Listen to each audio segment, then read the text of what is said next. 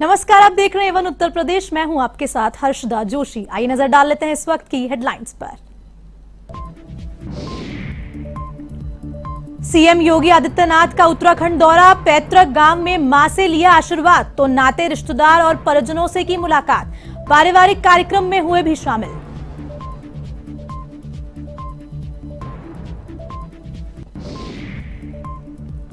मुजफ्फरनगर में दुल्हन के जेवर लूटे, दूल्हे दुल्हन की कार रोककर की हथियारों के दम पर लूटपाट। विरोध करने पर दूल्हे को पीटा, पुलिस ने की जांच शुरू।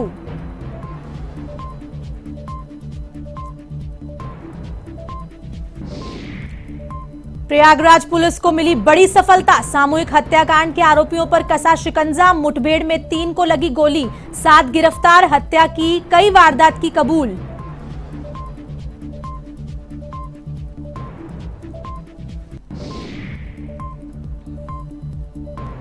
शादी समारोह में फायरिंग के दौरान हादसा, गोली लगने से 2 लोगों की मौत, 2 घायल। राजपुर थाना पुलिस ने की फायरिंग की जांच शुरू।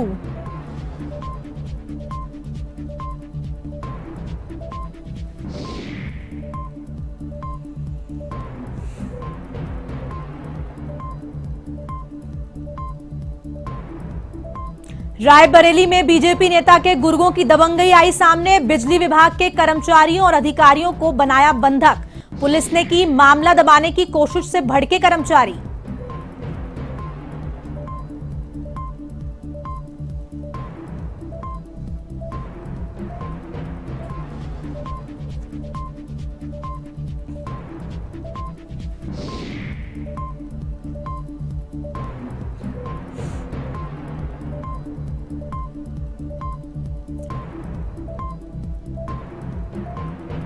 अब खबरें विस्तार से। 5 साल बाद अपने बेटे योगी आदित्यनाथ से मिलकर उनकी 84 वर्षीय मां सावित्री देवी काफी भावुक हो गई। इस दौरान योगी आदित्यनाथ ने मां से आशीर्वाद लिया। योगी आदित्यनाथ को अपने बीच में पाकर उनके नाते रिश्तेदार व परिजन गदगद हो उठे। बता दें कि अपने गुरु अवेद्यनाथ की प्रतिमा अनावरण के सिलसिले में यूपी के सीएम योगी आदित्यनाथ अपने पैतृक गांव यमकेश्वर के पंचूर पहुंचे थे। इसके बाद वे उत्तराखंड के सीएम पुष्कर सिंह धामी, पूर्व सीएम त्रिवेंद्र सिंह रावत और अन्य लोगों के साथ बिथियाणी स्थित महाविद्यालय में करीब 3 किमी दूर घर पहुंचे। सीएम धामी और अन्य लोगों ने यहां परिजनों से भेंट की। वहीं घर में रात को उनके छोटे भाई महेंद्र विष्ट भी बेटे का चूड़ाक्रम संस्कार कार्यक्रम था, जिसमें वह भी शामिल हुए।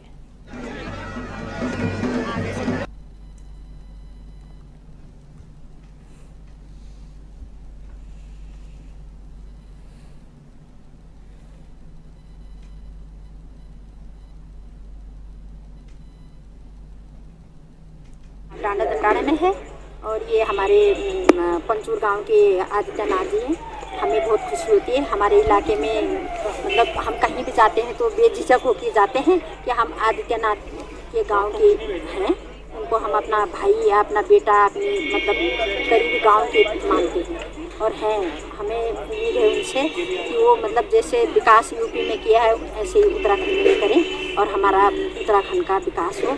और हमें बहुत उम्मीद है, बहुत खुशी हुई आज हमें इसे मिलकर। नमस्कार, धन्यवाद करना चाहती हूँ जिन्होंने पूरे समाज से इतनी सारी खबरों को समेट कर रखा है।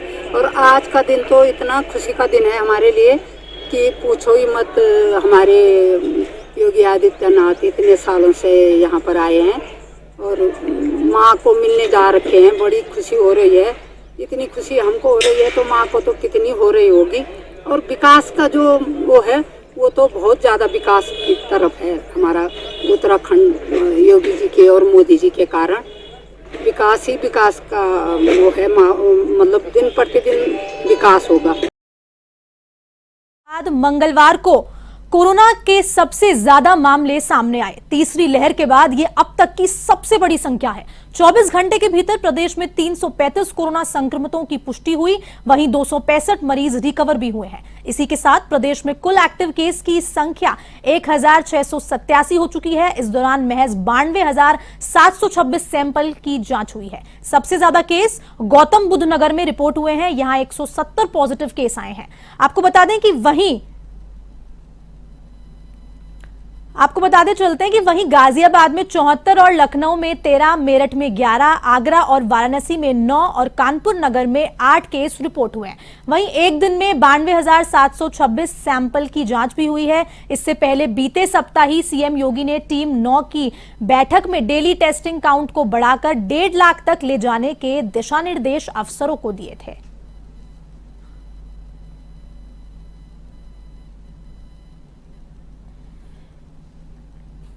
सोनभद्र के शक्तिनगर बस स्टैंड स्थित एनसीएल खाड़िया की जमीन पर बने अवैध होटल और दुकान पर आखिरकार बाबा का बुलडोजर चल ही गया। हाईकोर्ट के आदेश के बाद ये कार्रवाई हुई है। कार्रवाई के समय होटल मालिक नदारद रहा। वहीं प्रशासन ने अवैध होटल दुकान के साथ बगल में बनी गुमटी को भी जमींदोज किया। इस कार्रवाई के लिए एनसीएल प्रबंधन वर्ष 2017 से ही लगा हुआ था। इससे पूर्व सुरक्षा बल की व्यवस्था न होने के कारण 2 बार कार्रवाई टल चुकी थी। लेकिन आज कार्रवाई के दौरान मौके पर एसडीएम द्रुधी शैलेंद्र कुमार मिश्रा, क्षेत्र अधिकारी पीपरी प्रदीप सिंह चंदेल, थाना प्रभारी शक्तिनगर मिथिलेश कुमार मिश्रा के साथ बड़ी संख्या में अन्य थानों की फोर्स और पीपीएल बल मौजूद रहा। आपको बता दें, एनसीएल की जमीन पर बने अवैध निर्माण के खिलाफ अब तक की सबसे बड़ी कार्रवाई मानी जा रही है। इस कार्रवाई से शक्तिनगर परिक्षेत्र में एनसीएल की भूमि पर कब्जा कर अवैध निर्माण करने वालों में हड़कंप मचा हुआ है।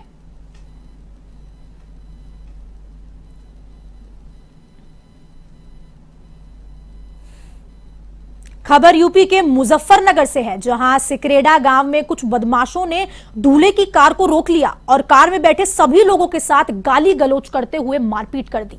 साथ ही कार में बैठी महिलाओं के साथ भी मारपीट की गई और दुल्हन के सारे जेवरात उतार लिए गए।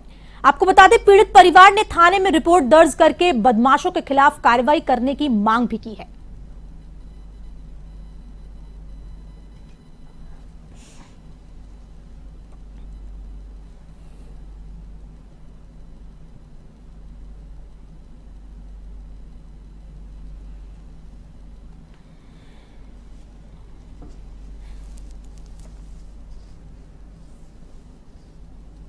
ये कल थाना सिखेड़ा क्षेत्र में सिखेड़ा गांव का मैटर है, जिसमें 2 बारात जो वहाँ पे थी उनके आपस में कुछ लेकर झगड़ा हुआ था। इस संबंध में इन्होंने थाने को भी सूचना दी थी और मौके पे थाना पुलिस पहुंची थी और उसके आधार पर जो भी विधिक कार्रवाई है वो प्रचलित है।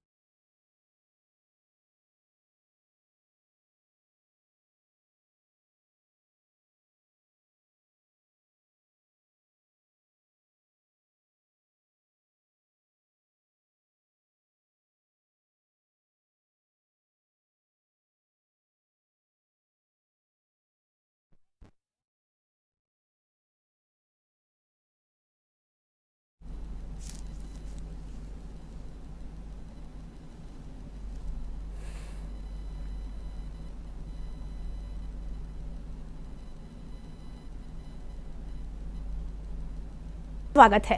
कौशाम्बी में सिराथू के पास ओवरटेक करने के चक्कर में 2 बाइकों की आपस में जबरदस्त भिड़ंत हो गई। हादसे में एक बाइक सवार गंभीर रूप से घायल हो गया। इसके बाद राहगीरों ने एम्बुलेंस को फोन किया, लेकिन समय पर एम्बुलेंस नहीं पहुंची। सूचना पर पहुंची पुलिस ने तत्काल अपने वाहन से घायल को सिराथू के सरकारी अस्पताल पहुंचाया, जहां उसे गंभीर स्थिति में जिला अस्पताल रेफर कर दिया गया।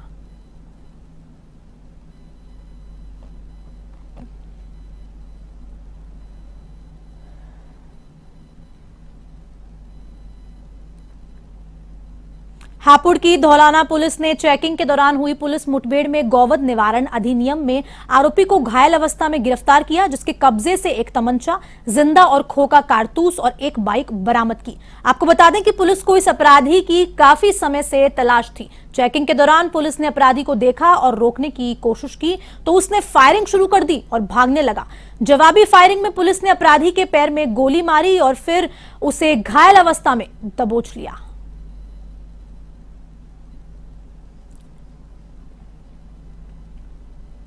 रायबरेली में बीजेपी नेता के गुर्गों की दबंगई उस समय सामने आई जब बिजली विभाग के अधिकारी और कर्मचारी शिकायत पर मीटर की जांच करने उसके राइस मिल पहुंच गए। आपको बता दें, विद्युत विभाग के लगभग 1 दर्जन अधिकारियों और कर्मचारियों को राइस मिल के कर्मचारियों ने लगभग 1 से 1.5 घंटे बंधक बनाकर रखा। मामला उच्च अधिकारियों के संज्ञान में आने पर एसडीएम और क्षेत्राधिकारी भारी संख्या में पुलिस बल के साथ मौके पर पहुंचे और अंदर रोके गए कर्मचारियों अधिकारियों को पुलिस चौकी ले आए, जहां मामला पूरा दबाने की कोशिश तो की ही गई, लेकिन अधीक्षण अभियंता ने अपने अधिकारियों कर्मचारियों के पक्ष में खड़े दिखे और पूरी बात से रूबरू कराया। आपको बता दें कि मामला डी थाना क्षेत्र के परसेतपुर स्थित अभिषेक राइस मिल का है।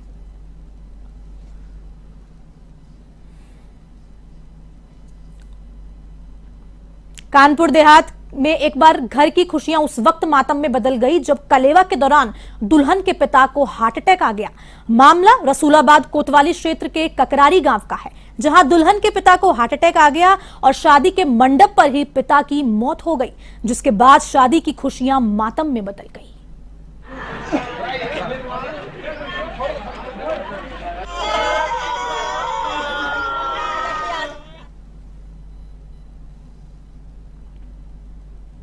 प्रयागराज के थरवई थाना क्षेत्र में हुई सामूहिक हत्याकांड का खुलासा पुलिस ने कर दिया है। 5 लोगों की हत्या में शामिल इंटरस्टेट डकैतों और पुलिस के बीच हुई मुठभेड़ में शातिर बदमाश गोली लगने से घायल हो गए। पुलिस ने कुल 7 बदमाशों को गिरफ्तार किया है जो इस सामूहिक हत्याकांड में शामिल थे। इतना ही नहीं, बदमाशों की गिरफ्तारी के बाद अंतर्राज्यीय गैंग का भी खुलासा हुआ है जो डकैती और हत्या की वारदात को अंजाम देने के बाद फरार हो जाते थे। गिरफ्तार बदमाशों ने पूर्व में किए गए वारदातों का भी खुलासा किया है। पुलिस के मुताबिक फफामऊ के गोहरी में हुई 4 लोगों की हत्या और डकैती में भी ये बदमाश शामिल थे। इतना ही नहीं, थरवई थाना क्षेत्र के खेवराजपुर में 5 लोगों की हत्या और डकैती की घटना में इन्हीं का हाथ था।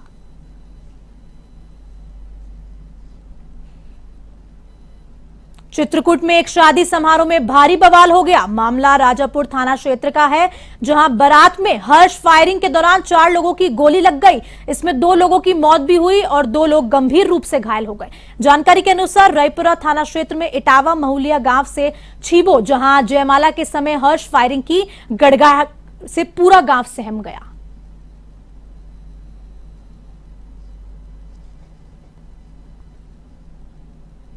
फिलहाल इस बुलेटिन में इतना ही। आप देश और दुनिया की तमाम खबरों के लिए देखते रहिए A1 टीवी। नमस्कार।